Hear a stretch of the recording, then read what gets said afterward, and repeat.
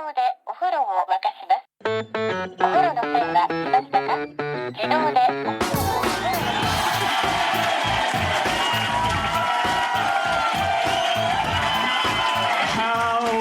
And welcome to another episode of No Such Thing as a Fish, a weekly podcast. This week coming to you from the Up the Creek Comedy Club in Greenwich. My name is Dan Schreiber. I'm joined as ever by Anna Chazinski, James Harkin, and Andy Murray. And once again, we have gathered around the microphones, but this time with your favorite facts from the last 7 days. And in no particular order, here we go. Okay. I have a fact about the Silver Age of comics. Who's that from? Hey, hello. Should we do a Twitter fact while we're waiting for the microphone to get over? This was sent in to us by John Winter-Holt. There is a chemical called arsol. Nobody knows what it smells like yet. I tweeted him back to say, is that true? And he said, yeah, I study arsehole for a living. And apparently true. He also told me that there's another one called arse pain, which is true as well. And he said there's a mineral found near the town of Cummington, Massachusetts, and that's been called Cummingtonite. There's one called Welshite. Well, it's Welshite, but it's named after a guy called somebody Welsh, Henry Welsh or something. Mr. Welsh. Yeah. There's a molecule called, I think it's nitrogen triiodide. It's one of the most crazy molecules you can get. For a molecule, it's pretty crazy. But apparently, it will blow up if a mosquito lands on it. Yeah. Really? Yeah, it's the energy of a mosquito landing on it will make it explode. Wow. Is the mosquito all right? It's just a molecule, isn't it? It's probably fine. Yeah. Shall we go to the fact? Yeah. What's your name? Charlie. Hi, Charlie. What's your fact, Charlie? The Silver Age of comics. In the late 50s/60s, comics with gorillas on the front sold considerably more than comics without. DC Comics put gorillas on every single copy, even if there's no gorillas inside. That's so good. Amazing. Pretty good. Wow. That's cool. So Superman would just be tackling a gorilla on the front, and then it had no relevance to the story. There was a comic with Superman, and a gorilla was selling him a ticket, or like a zoo ticket, I think. Why would a gorilla be selling a zoo ticket? That's them colluding in their own imprisonment. Do you know what gorillas' favourite films are? No. This sounds like the start of a joke. Now, I read this weekend in the Sunday Times somewhere, and it's by a musician who's really famous, but I can't remember who it is because I don't know anything about music. But he's hung out with people who've studied gorillas, and they gave them a bunch of films, and they worked out which ones the gorillas, asked with their hands to watch the most frequently. And what do you reckon the gorillas' favourite film is? Planet of the Apes. Very good. No. Planet of the Apes, yeah. Really? And then their second favourite was a film about Sasquatch, a yeti. So obviously they feel very close to yetis. Maybe they are genetically somehow related, I think they think. And the third favourite was just Dan's stand-up. They didn't subject them to that, James. You know? The RSPCA would get involved. I watched The Mummy 3 on the weekend. There's a Mummy 3. There's a scene in it where there's just so much chaos going on. The terracotta warriors have become alive. There's this old Chinese group of skeletons that have come back up. It's Jason and the Argonaut style. And then suddenly these two giant yetis come in, and the good guys go, uh-oh, yetis. And the yetis are like, we're good guys. And they go, great. And then everyone just accepts it. It's just fine. We've got Yeti allies now who are helping us. Do Yetis, in the myths about Yetis, do they attack people? Yeah. Okay. They can be kind as well. There's a... I regret asking my original question. There's a lady in Bhutan who claims that she lived and had children with a Yeti. And the Yeti, they had about 6 children. And then she said that she was going back to society. She wanted to bring the children with them. But the Yeti said that's not going to happen. So they went to Yeti court, and the Yeti won custody of the children. And that's why she doesn't have them. Yeah. In Bhutan, this is a stretch of a link, but every government policy has to justify itself according to its world happiness index rating, doesn't it? Gross Doesn't that national gross happiness. national happiness? Yeah. So every time you make a policy, you have to say how it's going to affect the gross national happiness. And it's the only country where it's like put that into policy. I've been to Bhutan. Yeah, I have been to Bhutan. I remember I went to the National Museum because I wanted to see the world's biggest book. They claim to have the world's biggest book. And it's a book about Bhutan. How convenient. And I was in the museum, and they had a rat problem. Someone had seen a rat, but because it was run by monks, because it's quite a Buddhist country, they weren't allowed to hurt the rat in any way. So they weren't allowed to put poison down, or they weren't allowed to put traps down, or anything like that. So all the monks were just chasing this rat. Wow. What's the name of the very famous gorilla who's we talked about it on the Coco. Coco. Do you know what Coco's favorite movie is? I read this on the weekend, bizarrely. Okay, so let's just say who Coco is. Yes. So Coco is a gorilla who learned sign language, I think, right? Yeah. And learned more words in sign language than anyone else. 300 people just picked me up on that today. And is often held up as the fact that animals might be able to learn language. Yeah. So, favorite movie, Pretty Woman. Really? Oh, no. So aspirational. Yeah. Well done, her. By the way, Pretty Woman, the movie, they did a thing where the hotel that it was filmed in now offers a Pretty Woman package, so you can go, which is the worst message. I don't think they thought that through properly. Who's it for? Prostitutes and millionaires, It's for couples, yeah. It's for couples. Yeah. Wow, I've got a fact about movies. This is a fact about the movie Leon. Whose fact is about Leon? Whose fact is about the film Leon? Oh, it's over there. Oh, hey, over there. If you put your hand up, Alex will come and find you. Cool. In the meantime, I've got a fact that came from Twitter. And this is from someone called @Riptor. And the fact was that the 25th Amendment allows vice presidents to take over as president when the president incapacitated. It's happened 3 times, and each time the president was having a colonoscopy. Are those the only 3 times presidents have been incapacitated? Because I know Since that the several amendment. have been shot and killed. I keep going. No, since the amendment was made. There's a thing about colonoscopies that you can explode during a colonoscopy. Do you know that? What? Wow. Yeah, because you have a lot of gas buildup in your lower intestines, and sometimes they'll use like a cauterizing heat thing. If you got a cut, they try and kind of burn it. And so that heat and the gases can cause people to actually explode, yeah. Right. You would have thought, are they putting some kind of safeguards in place to stop this happening? Or is it just, 50-50, you'll either explode or... That's kind of like what happens to trees, right? When they get colonoscopies. What do you mean? Similar kind of, when trees are on fire, then sometimes it gets so hot and there's a build-up of gas inside them and they explode. There's really good videos of trees expling all over the world. When lightning hits a tree, it can explode because all the water turns immediately to water vapor, and lots of it is near the middle, so it just goes out. It's Wow. cool. Not for the tree. It's bad for the tree. Do we have our Leon fact yet? Okay. So there's a scene in the movie Leon where there are loads of police cars parked outside a building. And while they were filming that scene, a man who had just robbed a shop ran onto the movie set, thought it was the real police, and handed himself in.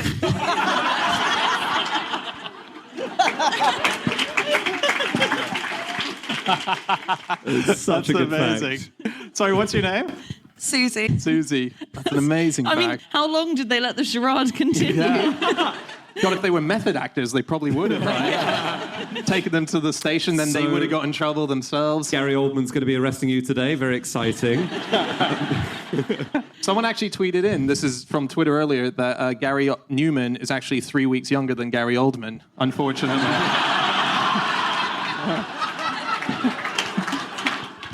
Didn't think that through. Facts about police. In ancient Egypt, the head of the police was called the chief of the hitters. That's like we've talked on the podcast about the world's oldest parking fine issued by traffic wardens, which was to be decapitated, I believe. Oh, no. No. Spike. Yeah, Oh, it was to be Spike. impaled. It was to be impaled, wasn't it? Yeah. On a spike for crossing on the king's land. That was when, the king owned all of the roads. So I think it was quite hard to get around. Yeah, and the first ever British parking ticket that was given was accidentally given to a doctor who was making an emergency call to a house, And so they had to override the parking ticket. So the first parking ticket was a cock-up, and they had to undo it. And I think the first American one was overridden as well. The first American one was a guy who said, I literally just went into the shop for 5 minutes and I've come back and my ticket's here. And he, appealed and got it overridden. Has any parking ticket ever been successful? No. All the ones that I've ever got have been. Have I ever told you about the guy in London in, I think it was the 60s or might have been early 70s, who electrocuted his car so that when traffic wardens tried to put a ticket on them, they got electrocuted? Wow. He was in the newspapers and stuff. He became really famous. Yeah, when he was arrested, right? Yeah, well, he was arrested, but they let him off in the end because he'd become such a kind of cause célèbre. Surely electrocuting a policeman is a bigger crime than parking on a double yellow line. Yeah, sorry, not electrocute, because the word electrocuting means killing by electricity. He electrified them, let's say, with a little bit of a shot. They should have charged him.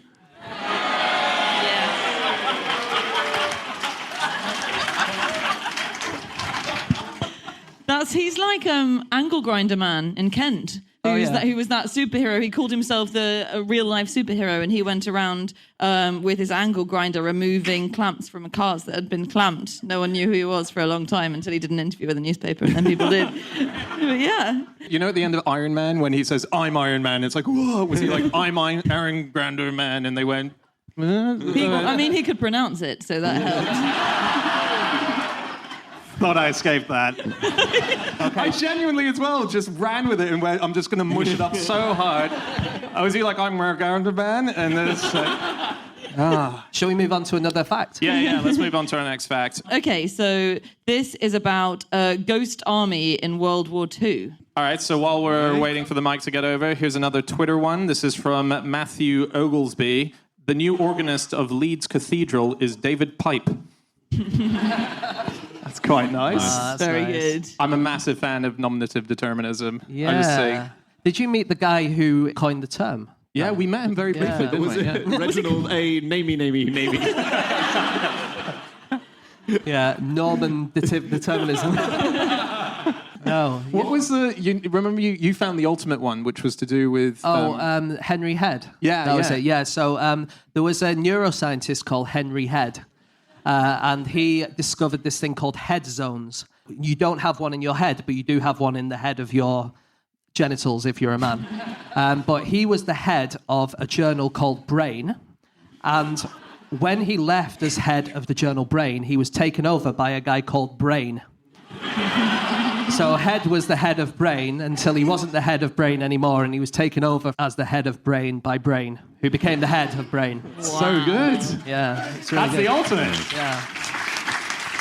I mean, no one knew what was going on in that organisation. I saw one the other day, actually. It was, I tweeted about it. Let me think. It was a guy who'd written a book about swearing, and he was called Say Gadam. That's good. Yeah, it's good, isn't it? S-A-I, his first name. Say Gadam. That's nice. Someone sent me one on Twitter the other day, which was a hurdler whose surname is Stambulover. Oh, yeah. So good. I think he actually famously fell over a hurdle. It was a she. It's a she. She. Yeah. Potato. I think, didn't she stumble over a hurdle in quite an important Olympic event? Maybe in the Olympics, yeah. Yeah. Okay, shall we go on to the Yes. facts? Say your name and your fact, please. All right, I'm Nora. So my fact was that there was a ghost army in the Second World War where the Allies used rubber inflatable tanks and recorded troop sounds to trick the German army into thinking the enemy was there. What, there's a ghost army who... They called them ghost army because they didn't actually exist. Yeah, Don't get excited, Dan. It's not like the end of Indiana Jones. I like the idea of having inflatable tanks because it means you blow up your own tanks. Nice.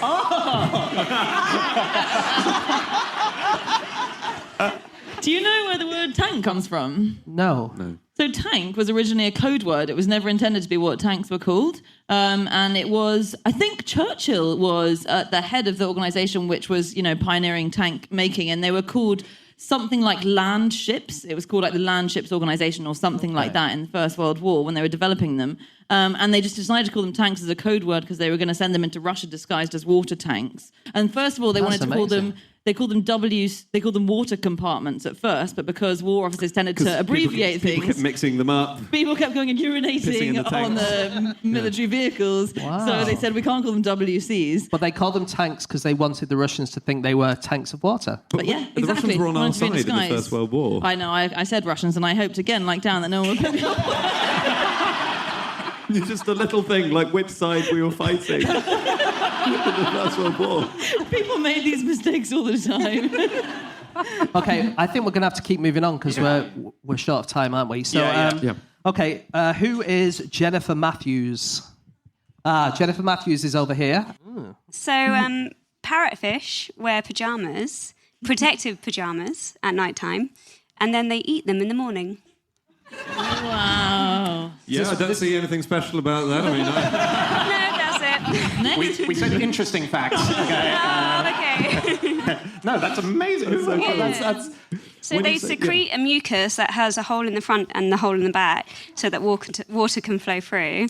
And the mucus is apparently meant to stop predators from smelling them. And it means that they're protected overnight whilst they sleep. But it's a vital source of protein, so they eat it in the morning. Oh, my God. nice. I mean, Amazing. yeah. Very good point. It's not the sexiest pajamas in the world, is it? When you say, I'm just going to go slip into something more comfortable. Just going to slip into something more mucusy. How do you like your breakfast?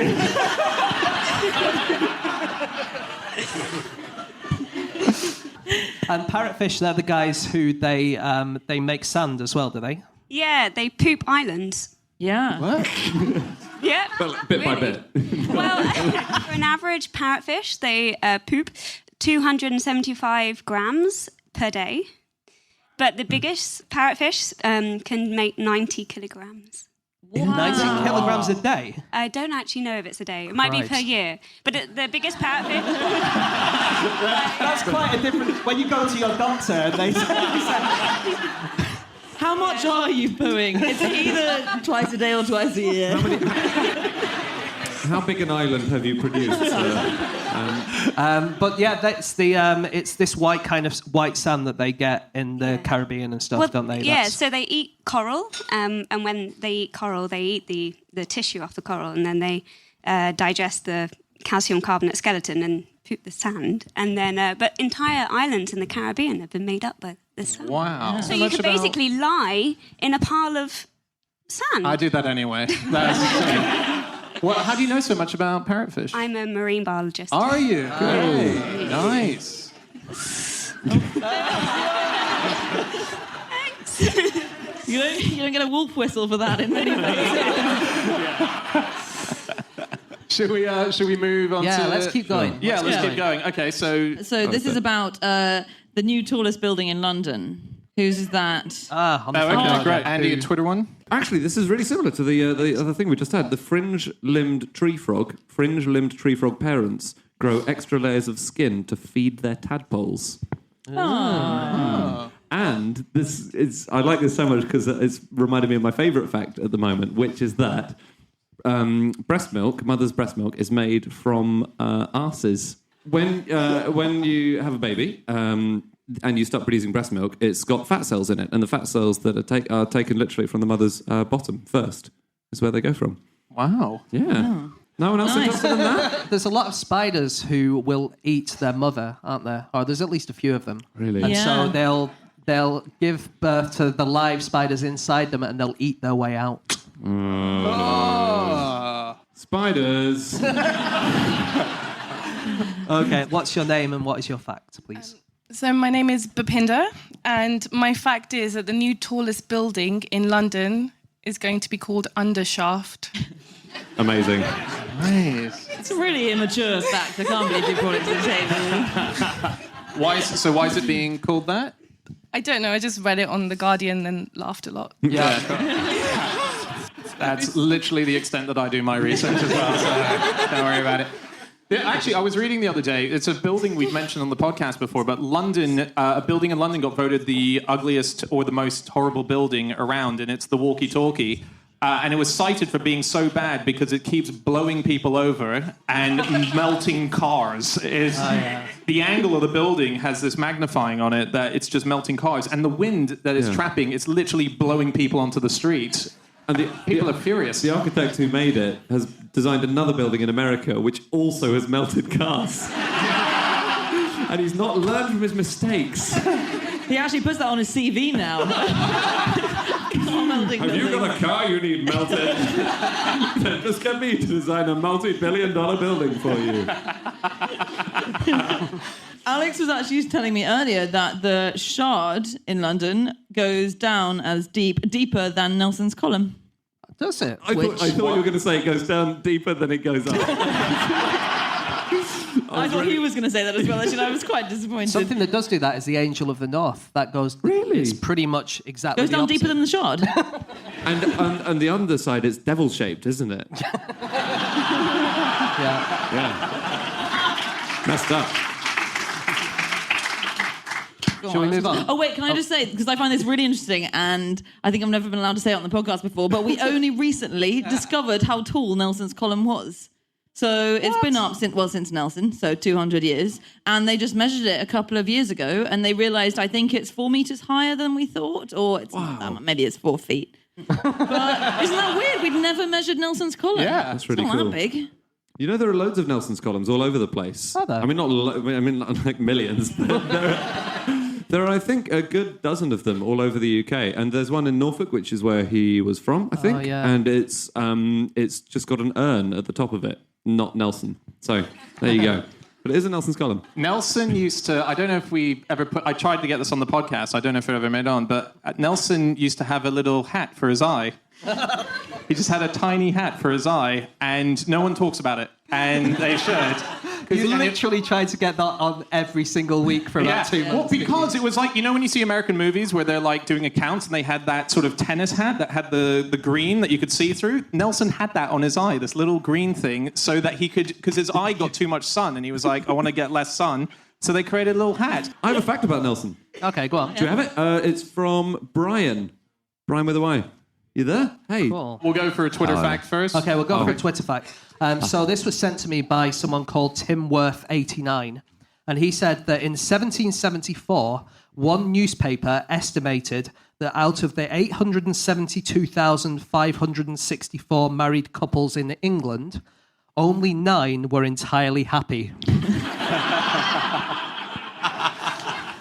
You could read that as a whole 9 were entirely happy. He sent me a clipping, an image of the clipping as well. It's so good. They had a breakdown of the whole 872,000. Wow. And it's like 1,300 the wives had eloped, 2,300 the husband had run away. There's about 19,000 that were in a state of open war. Wow. 16,000 had a lot of inward hatred about each other. Not that inward if they're telling the interviewer. And 51 couples were living in a state of indifferent hate. Whoa. But yeah. Hang on, indifferent hate? Yeah, that doesn't make any sense at all. Okay. What period was this? This was in 1774. This is, between, it's for about 200 years, but between about 1675 and 1850, only about 370 couples in England got divorced. And everyone needed an act of parliament. Exactly. So every time, how exciting is that? It's almost worth getting divorced. Every time you got divorced, they had to debate it in parliament. I think they look good together. That was hardly Hillary Benn. Shall we move on to the... Sorry, Nelson fact, sorry. Yeah, so Nelson, in the Admiralty office in Nelson used to go for, reports and stuff. And he had a small mahogany box to stand on because firstly, he was quite short. And secondly, the admirals sat on a raised platform to make them higher than everybody that would come before them to speak.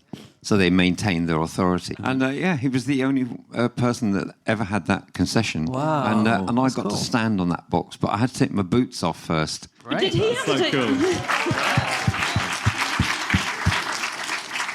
Did he have to take his boots off first as no, well? but Because I was going to say, I think that does would have reduce your authority. Kind of negated the concession, wouldn't it? Really? Yeah, indeed. Stand up, take your boots off. Oh, same height. Yeah. I think Gillian Anderson used to have to do that in the X-Files. Dana Scully. She used to have to stand on a box when they were filming. She's quite a bit smaller than David Duchovny, and so for scenes where they were standing chatting, she would stand on a box. And that happens a lot in movies, I think. Oh, Charles and Lady Di apparently did this as well. I have a Twitter fact about Charles and Lady Di, actually. So why don't we lead into that? When Prince Charles married Lady Diana, the TV cables put in place for the wedding were run by a ferret. And I Googled it, and it's true. What? Yeah. What do you mean? I don't mean he was physically with like a thing around his head. All right, camera 2, let's do this. All right. Got a three. No, it was. They had to get cables, I guess, into. I'm guessing Westminster Abbey. They have to go into small little holes, and you tie it to a ferret, and they run through, and they. No way. Yeah, I think British Aerospace have used it for some kind of aeronautical Yeah, they have. thing. I think for building aeroplanes for some reason. That's what I thought. That's what I was going to say, but I thought it sounded so ridiculous. Yeah. I didn't want to say. Ferrets build aeroplanes. But I think they actually cancelled that eventually because they kept chewing through the wires. So I think they ended up being quite unreliable. Oh, right. I seem to remember. Someone sent me a tweet, at Bangai Shot You sent me a tweet, and it's almost the same as this. It's like there was a ferret called Misty who ran cabling for the US Space Command for the Y2K Center, and her fee was a strawberry Pop-Tart. Who negotiated that? Because that sounds like she actually asked for that. Yeah. It reminds me of there's a bridge over the Niagara River near the Niagara Falls. And the problem with bridges is how do you get the first kind of thing over? So once you've got a bit of string over there, then you can pull something over, and then you can pull something bigger over, and then you eventually have a bridge. But if it's a really big crevice... You use a bird. Well, it wasn't a bird, but it's close. Frisbee. Oh. Frisbee. No, it was a kite. Oh, nice. So they flew a kite up, and then it kind of went over, and then someone was on the other side, and they could grab the kite, and then you had a string over, and then they could attach a bit of wire onto that and pull it across, and then a bit of bigger wire. and then a tiny bit of wood, and then a little bit bigger bit of wood, and then eventually a bridge. You can get a Frisbee across Niagara Falls, I think. Can you? This is true. So... How good are you at Frisbee? You can get it across Niagara Falls. I can't. You can make it hover in the air while it deposits building materials. It's incredible. You guys know the Aerobie Super Disc? Yeah. It's a great Frisbee, guys. It's the one that's completely hollow. It's plastic, and it's got a tough frame in the middle, so it keeps rigidity and stability, but it's rubber on the outside, so it doesn't hurt your hands. Anyway, this week's podcast is brought to you. It's the bee's knees, and they can get you. They've thrown one across Niagara Falls. Yeah. When have you ever had a friend to throw frisbees to? It does take a while to play when I'm playing with the Adobe Super Disc because it goes so far. Have you ever thought about getting a boomerang?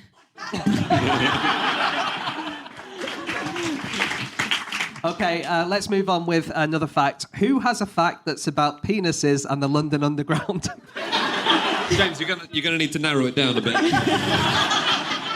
Hi, my name's Tom. Hi, Tom. So when the new headquarters of the London Underground building was opened in 1929, the statue of the front of a naked boy was so controversial and there was such public outcry that the sculptor had to reduce the size of his penis by 1.5 inches.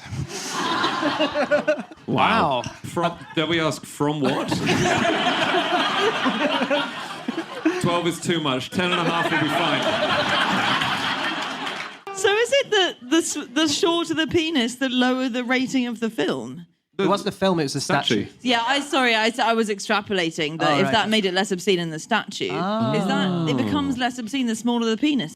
I mean, yeah. Are you sensing an opening for some smallly endowed people? Don't say opening.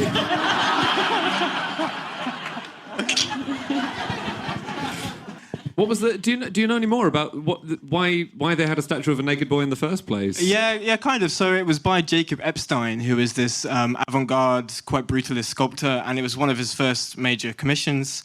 He has this quite long history of creating sculptures. Like he has one on what's now Zimbabwe House on the Strand, and that's also been massively defaced because it was just full of naked people, and people didn't like that in Edwardian Britain. But this one, it was a kind of a compromise because there was public outcry, and the head of the tube at the time offered his resignation to keep the statue. It was that big a deal. Wow. And they wanted to keep the CEO of the London Underground, but as a compromise, they said, okay, we'll just trim the penis a little bit. Is that what happened to all ancient statues? Like, did David have a massive cock originally? No, they thought it was more civilized to have small wedding. They thought it was better to be small because if it was too big, you would lose heat and lose vigor.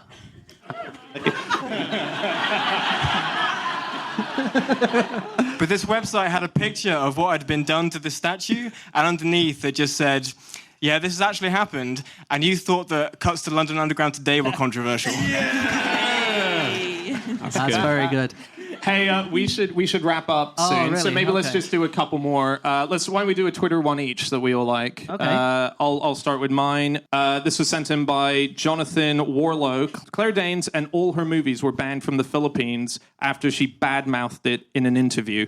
So they just said no more Claire Danes movies. Really? I'm kind of using this as an excuse, though, to talk about the Philippines because my dad's a hairdresser, and he likes to sing Bee Gees covers, and he's got a really nice voice. And on the equivalent of Jonathan Ross there, they don't really have many people there to go on the show. So he often got asked to go on and sing Bee Gees covers on this equivalent of Jonathan Ross called The Johnny Litton Show. And he was on it one day, and Imelda Marcos saw it, and she's called him up and sent a letter saying, I'd like to invite you to sing karaoke with me once a week. And you can't really say no to someone like Imelda Marcos, so he had to do it. This is the fact that I learnt off him through the back of doing that, is that she said to him one day when they were mid-Bee Gees song, Roger, I get so tired about people talking about my having the largest shoe collection all the time. No one talks about the fact that I have the largest collection of spoons. And she apparently likes to brag that she has the largest collection of silverware in the world, and no one talks about it. All the shoes. She's like, oh, yeah, the fucking shoes. No one talks to her about the silverware. So, Anna, final facts? So my favourite fact on Twitter actually was that this is from @Gulbatosaurus, and it was that the Korean term for grinding in a club is booby booby. Apparently. Very like nice. that. Andy, what do you got? I really like the fact, this is exactly how it was worded. It's from Mina Kozluka. Ottoman Emperor Abdul Havit made it illegal to use the words sibling, star, bedbug, and nose. And then in brackets, he had a weird nose. And James? Okay, this fact came from IDKT, and it is that in the olden days, to send paper money through the post, people used to tear it in two pieces and post the halves separately. I don't even know if it's true, but I just really like the ingenious idea of doing that. I've tried to present a sellotaped up £10 note to the newsagents, and they don't like it. There was a guy in China, he didn't trust banks, and so he buried all of his money underground, and then it all got eaten by worms. Oh, wow. And he managed to kind of save about a third of it that was all in pieces and took it to the bank in a big bag of soil. And then said, is there anything you can do with this? And they managed to retrieve about a third of his money. So the very thing that he didn't trust ended up saving some of his cash. Oh, wow. I bet he's convinced that the worms are working for the banks, though. I read ages ago that all astronauts, when they initially were going to the moon, that they were all given half notes of $1 notes in America, American money. They would get the half, and they would have to present it back to NASA when they arrived. And so they could put the two halves together so that they could check whether or not aliens had cloned them and come back and were... The idea that the aliens would not have the technology to just keep hold of a $50 bill. Yeah. We can clone a human, but that $50 bill, there's no way of doing that. All right, let's wrap it up on that. So,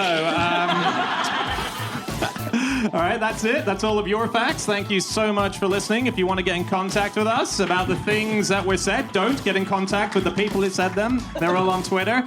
You can reach them at their Twitter handles, or you can track down the people who are in this room. We do have a list of their names, and we will make it public. And we'll see you again next week with another episode. Goodbye.